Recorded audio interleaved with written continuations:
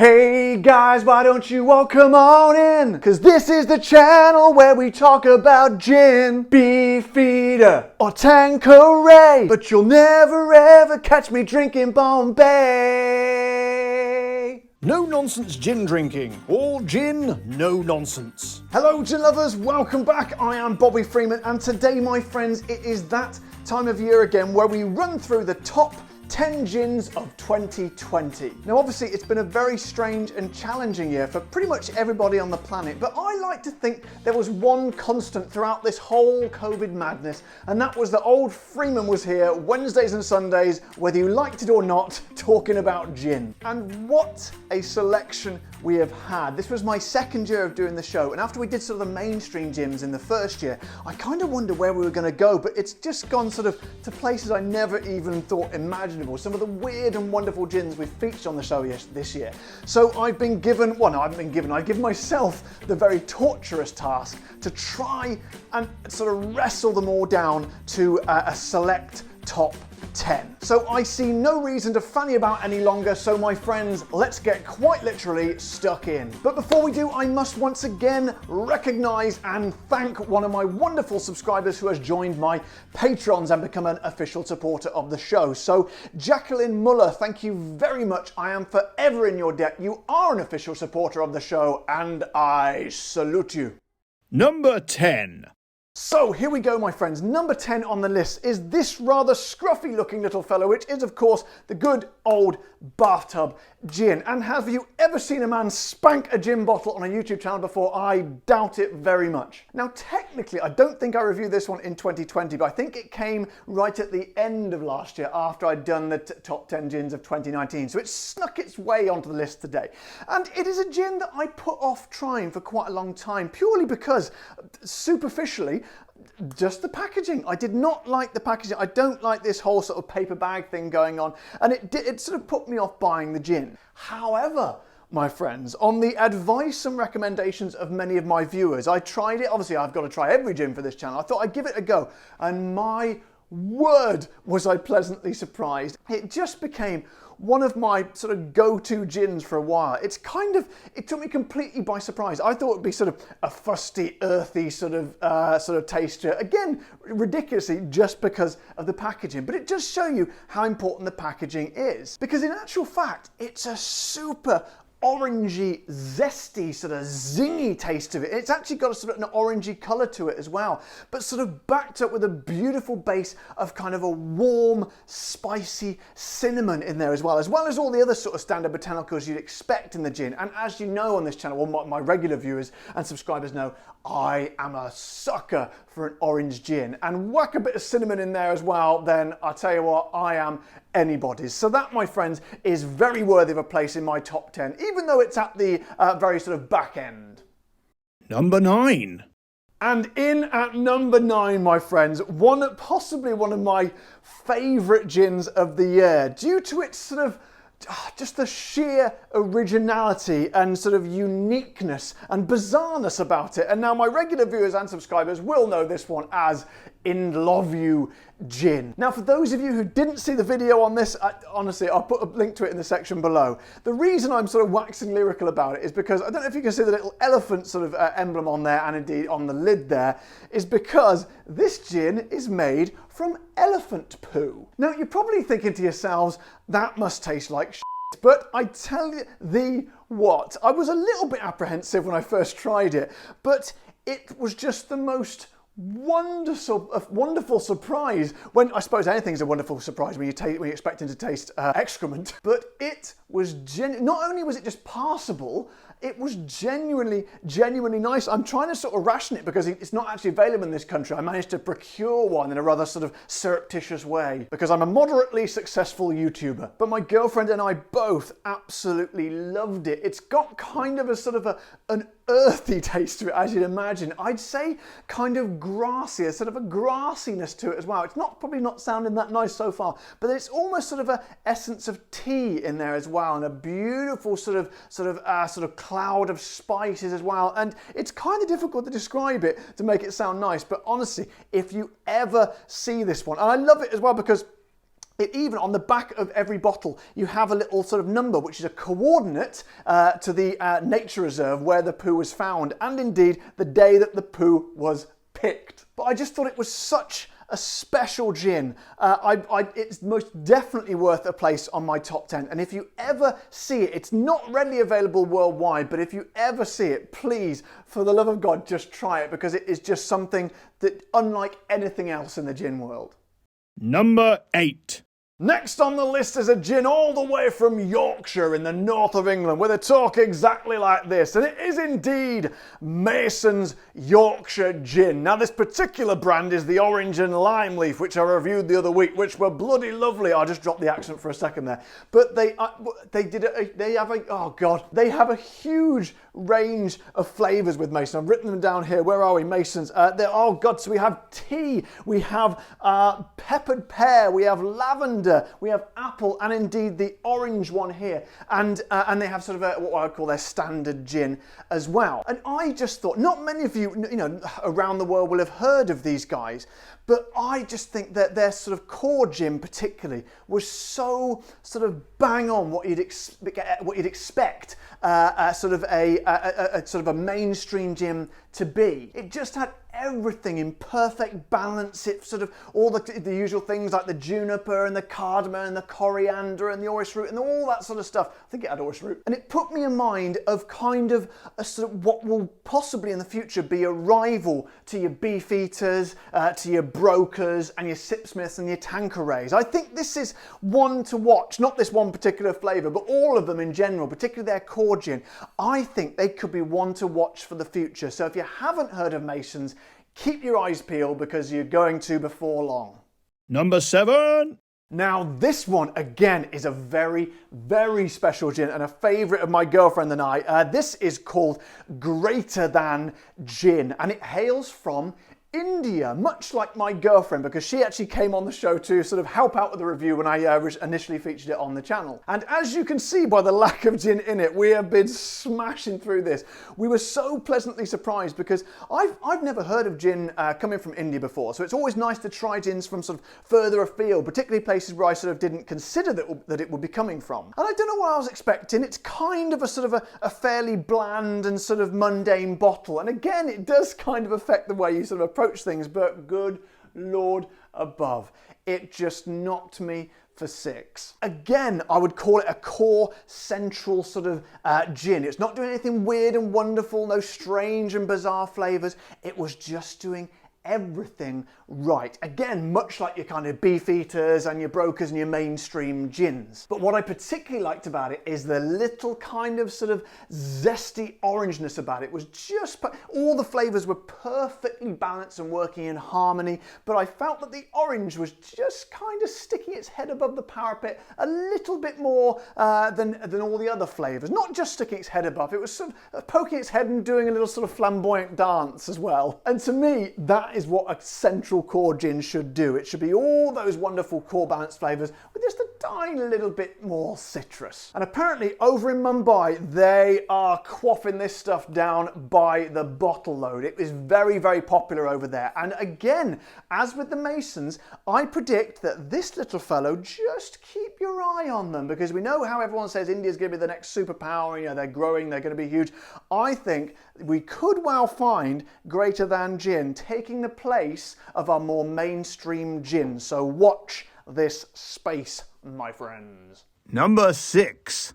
And at number 6, it's my favourite Canadian gin, which is, of course, the Empress 1908. Now, I know all my American fans will be saying that's just an American accent, but I'm still not really sure the difference between the American and the Canadian accent, god damn it. Now, this one really does have a special place in my heart, because I originally thought when I first saw it that, you can look at the colour there, it's absolutely, you don't get many gins that colour, and that is due to the butterfly pea flower. And I thought when I originally saw it, this is a bit of a gimmick, because it is, in fact, a colour changing gin. I thought, is that a bit of a gimmick? Are they relying on just this weird sort of wonderful sort of exciting showmanship of changing the colour? But I was bang wrong, my friends, because the taste is stupendous.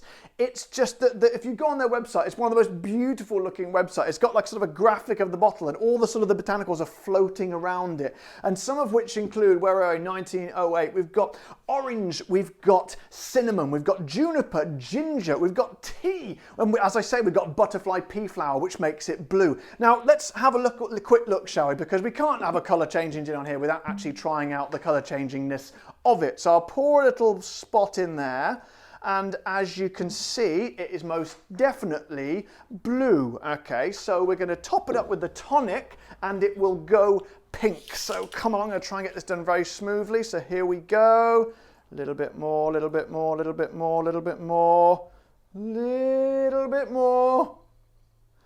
And there, my friends, it has gone from blue to pink. So as you see, as you can see, a very nice little gimmick, but also, I mean, that's quite a weak one, but oh man alive, that is so nice. And how sort of cool to have on your shelf a gin that is not only a gimmick and a bit of a party trick, but also a fantastic gin as well, particularly with the tea flavours. I always think tea, a lot of gins use tea, and I always, oh God, it always works spectacularly. So that one, my friends, is most definitely at home, and I'm very pleased to announce it as one of my top 10. Number 5. Now then, my friends, here's where things get interesting, because this rather tiny little bottle goes by the name of Anno Extreme 95 Gin. And this sort of unassuming and innocuous little bottle is indeed the world's strongest gin. At 95%, it packs one hell of a punch, as my viewers know who watch my original video, because what you can do, you also get this lovely tiny little scientific beaker in which to serve it. So you can either have the 5ml, just a tiny little 5ml shot and a normal sort of amount of tonic for a sort of which tastes like a sort of very standard sort of equivalent of the bigger shot, a normal sort of gin and tonic, but with actually sort of a less physical alcohol in there. Or of course you can go for the 25ml shot, and that's like a big, bold, strong gin and tonic. Or indeed, and I don't recommend this, you can do what I did, and that was have a 25ml shot neat. And I can tell you now that certainly warmed the old cockles and got me in quite a bit of a state, if I'm absolutely honest. In fact, I didn't tell people this, but after I'd done the video, I felt rather queasy. I fell over on my way back into the house. So if you do find this one, I do recommend you exercise extreme caution, because it literally is rocket fuel. But apart from being super, super strong, I wondered if it might be all about the strength of this one, nothing else. But as happens many times, I was bloody well wrong, my friends, because the flavours were just kind of supercharged and sort of blasted onto another level with the strength in there. It was like they sort of burned hotter and brighter, and it was beautiful sort of blends of citrus and a nice sort of warming sort of bed of spiciness, but with a beautiful sort of thread of my sort of herby sort of essence through it as well. And my girlfriend was a bit she was a bit scared to try it, to be honest, especially after she seen me fall over on the way into the house. But we tried it together, and we just made sort of a fairly a weaker one. We went for the 5ml shot, and good God, it was absolutely amazing. So again, it's not available sort of all over the world, but again, these are one of the ones I predict are going to be sort of moving out further afield. So if you ever see this one and you're a serious gin drinker, get it on the shelf, because it is quite an experience, my friends. Number 4. Alrighty then, gin lovers, we've got to number 4 on the list, and we haven't featured an Australian gin. So let me rectify that by introducing you to my little friend, the Melbourne Gin Company. And for this, I am going to need the use of my Australian hat, which all Australians wear all the time. There we go, that's more like it. Now, with my Australian hat, I have to watch out for this little blighter here, because he whacks me straight in the eye. So I try and sort of flick it up on, go on, you bastard, get up there. There we go. Now then, gin lovers, if any of you out there has not tried an Australian gin before, you need to get some in your life, because those Aussies, I didn't think about this little bugger here. Those Aussies, I don't know what they're doing to their gin, but it is incredible. Okay, we'll drop the accent for a little bit, but this was, I believe, one of the very first gins, Australian gins, that I ever tried. It was sent to me by one of my wonderful patrons, Mr. Craig Stowers. Thanks so much for that, Craig. And I honestly, as soon as I tried this, gin was never the same for me again, because the flavours and the depth of flavours and the variety of flavours was just on another level. It was truly exceptional. They were kind of thick, heavy, laden down flavours, sort of like you were sort of just sort of trying to move through it. That makes no sense. They were just kind of thick and sort of super concentrated, you know, and honestly, I cannot speak highly enough of this gin. I think one of the reasons is why it's so good is they seem to have access to sort of different sort of flavours and botanicals than we have over here. So as well as the Angelica root, the orris and the cassia, they have sort of weird and wonderful things like macadamia, sandalwood and honey, lemon, myrtle. And I've said before in my other Australian gin videos, I think, I don't know much about the distillation process of making gin. I don't actually make gin, but I reckon this lemon myrtle, which is, if you look it up, it's a sort of a plant or flower, which is, I believe is native only to Australia. And it's almost always in Australian gins. And I think that is the key to why it tastes so good. It gives kind of many gins have a lemon taste, but it gives kind of almost a sherbety sort of, a fizzing sort of lemon taste to it. Sort of takes it to a level that no lemon has been to before. And to me, I just absolutely love it. And they also do a stronger version over here. The Melbourne Gin Company single shot, 47.4% alcohol. And that one is even kind of like even more concentrated version of this. The flavors again sort of enhanced a little bit more through that extra sort of ABV. They do say if you pour it into the glass, if you look very carefully, it creates like sort of a haze hovering above it. I couldn't quite see it, but give it a go, see if you can. But whatever, after all said and done, these two little fellows, particularly this one, I'd say that's more of a sort of a specialist flavour, but this one is the epitome of what great gin is. And if you ever see it, I think it is available for the more places around the world. So I would suggest if you ever see that one, my friends, get it on yourself, because I'm sure you will love it. Number 3. Now, for some strange reason, I couldn't actually see this gin, even though it was right next to me on the shelf. So I thought it'd be funny to leave it in the video.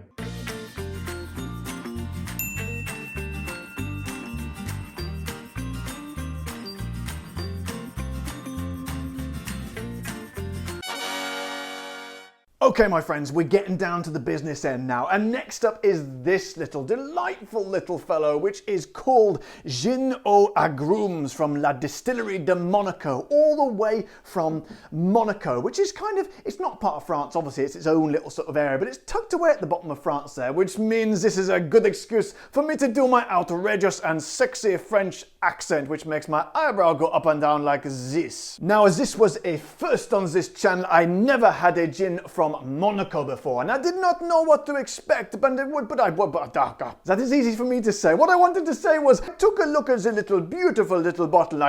I think to myself, I should say, this is going to be a very special gin. And I was right, my friends, because when I read on the website, they said that this is a gin that is like sipping the sunshine. And I cannot think of a better way to describe it, because this one literally knocked my socks, well, not literally knocked my socks off, but metaphorically my socks were quite literally whisked away from me quicker than I could say, drink the sunshine. I'm not sure what accent that was. I think it was a bit of German and Spanish creeping in as well. But anyway, it was just, this has become, as you can see, I'm trying to ration this again, because again, I don't think you can get this in this country. I might be wrong, but it's, oh my God, I cannot tell you. Well, I can tell you, and I will tell you. It's basically the most citrusy, sort of beautiful blend of a wide array of citrus fruits as I have ever seen. Listen to this list. Okay, so we've got orange, we've got lemon, we've got lime, we've got grapefruit, we've got bergamot, and we've got lemon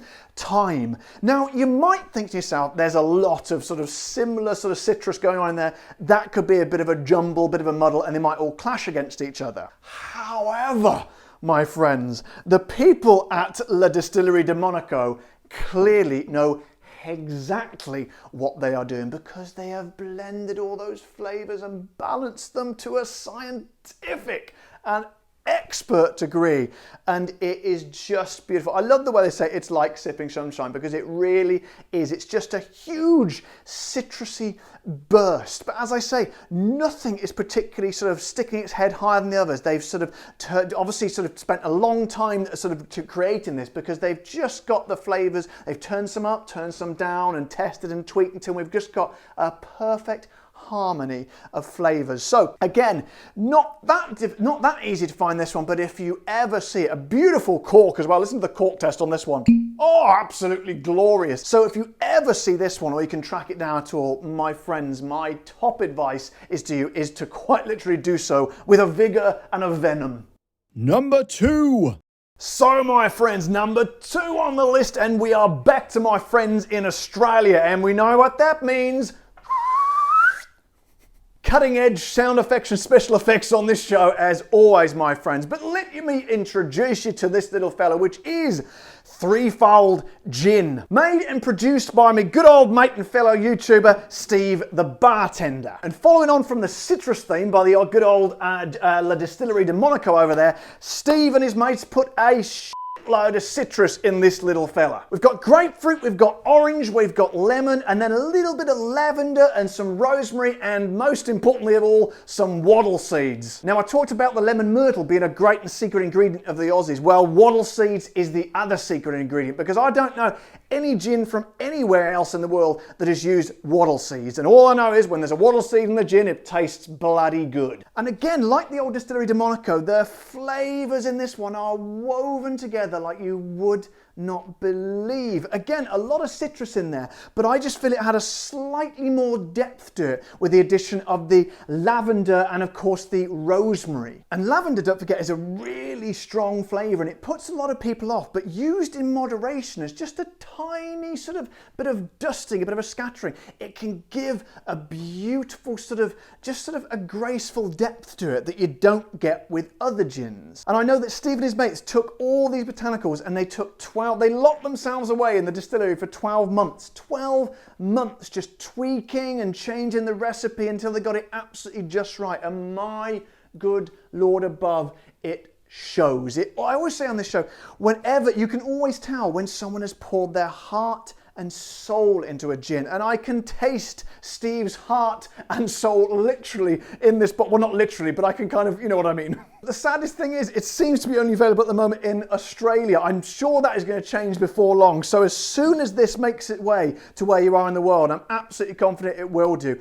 Seriously, get a load of it, because you are going to love it. I guarantee it. And also, obviously, don't forget to check out good old Steve the Bartender on his YouTube channel, the link for which I will put in a section below. Number 1. So then, gin lovers, here we are. Oh, I forgot my hat. So then, gin lovers, here we go. The moment you've all been waiting for, all year long for, the number 1 gin in my top 10 gins of 2020 is... That's right, my friends. It is, as many of you I know have predicted, it is the number 3 gin. Now, this one I featured on the show a few months back, and a lot of people have been sort of suggesting it and saying, you need to try this, you need to try this. And again, I kind of thought, it's number 3, it's not particularly imaginatively named or anything, but I did get some, and oh my goodness, I was just, as soon as it passed my lips, I was just transported to gin heaven. Now, it was created by a man called Dr. David Clutton, or the Clutmeister General, as we call him in the gin world. I don't know if they do that, but I do anyway. And he is quite literally the only person in the world with a PhD in gin. So you would like to think he's going to make a good gin, and he did. And the interesting thing here is there's no sort of secret ingredient or sort of one thing that made it sort of set it apart from everyone else. The botanicals are actually kind of fairly standard. You've got grapefruit peel, you've got orange peel, you've got coriander, cardamom, juniper berries, and angelica root. And that is it. And that's a fairly, I would call that a bog standard mix of botanicals. However, my friends, as you'd expect from the Clutmeister with a PhD in gin, he has worked his witchcraft and wizardry, and oh my goodness, he's even made it a little bit stronger as well, so it's actually 46%. And again, whenever you get that little extra push of ABV, I find it supercharges the flavours, and it certainly has in this one. And also, I believe it had the best cork test we ever had. Hold on a second. Oh, listen to that, my friends. It literally had everything going for it. Oh, and it's one of those gins that you can just smell and just get almost as much pleasure from smelling it as you do from drinking it. It's just this beautiful sort of subtle blend of citruses with a sort of a warm spiciness as well. And again, all I'm doing there is explaining what I would explain for most normal standard gins, but it's something about the flavours. They've been tweaked and enhanced and sort of melded and married, and there's some sort of scientific process that I know nothing about, but it bloody well happened, I'm telling you, that made this gin just poke its head above the parapet slightly more than the rest of them, and the results are truly spectacular. And that's of course before we even mention the rather sort of beautiful bottle with the key, which is actually a real key. Well, I don't know if it's a real key, but it's actual sort of looks like a key. Actually, it's not a picture of it, it's an actual key. I think you know what I mean, it's a key. And the story behind the key is apparently that is a replica to a key which is unlocks the oldest room in their distillery, which is called the parlour. Now, that's not to say if you take that off, you go down there, you can get into the parlour. I don't suggest that, I don't think it would work, but it's a nice little picture of a key anyway. And the beauty of this one is being number one as well, it is available many parts in the world. So wherever you are, you may have to track it down and work a little bit harder than, you know, so your mainstreams, your Beefeater and Tanquerays. But honestly, if once you find it, I guarantee you it will be worth it. And as I've said before, if you don't like it, I'll come around to your house and I'll give you some cash. Just to clarify once more, that is a joke and I shan't be handing out cash. So my friends, there we have it, our top 10 finalists for 2020. Now it's worth mentioning that although, you know, this was number 1, this was number 10, there's not a huge difference between, in fact, there's a tiny infinitesimal difference between these guys. Imagine a horse race when all 10 horses cross the line at pretty much the exact same moment and we have to do like a photo finish and do it by the millimetre. That's the situation here. All of them are absolutely fantastic. So if you are upset with the order, I'm sorry about that, but it's just my sort of personal feelings on how I would sort of place them. So guys, if you've enjoyed this epic gin countdown, don't forget to, as always, subscribe to my channel, press the little like button on the video, and of course the bell icon so you get notified when my new videos come out. And if you want to support the show like good old Jacqueline Muller did, then head over to my Patreon page as well, or click the join button below. But until next time guys, you all know the drill, well most of you do. Take care, stay safe, thank you to all my patrons, and keep drinking the gin.